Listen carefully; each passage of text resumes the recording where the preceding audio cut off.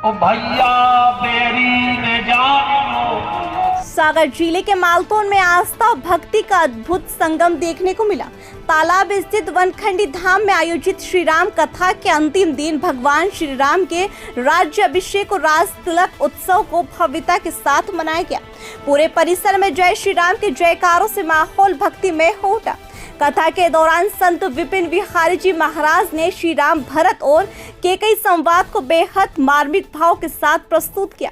उन्होंने कहा कि भगवान श्री राम ने 3 माताओं की सेवा की, लेकिन आज के समय में लोग अपने एक माता पिता की सेवा भी ठीक से नहीं कर पा रहे। महाराज जी ने स्पष्ट कहा कि जिस घर में माता पिता दुखी होते उस संतान का कभी कल्याण नहीं हो सकता।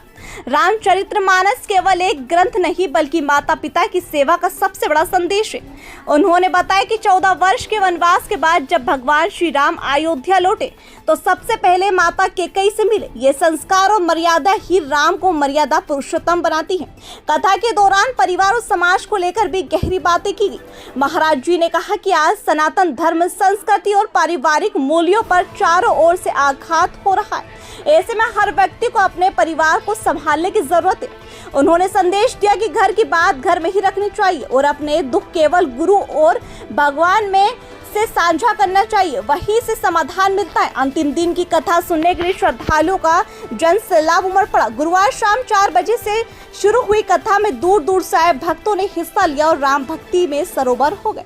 कुल मिलाकर मालतोन की श्री राम कथा न सिर्फ भक्ति का केंद्र बनी बल्कि समाज और परिवार को जोड़ने का संदेश भी दी गई।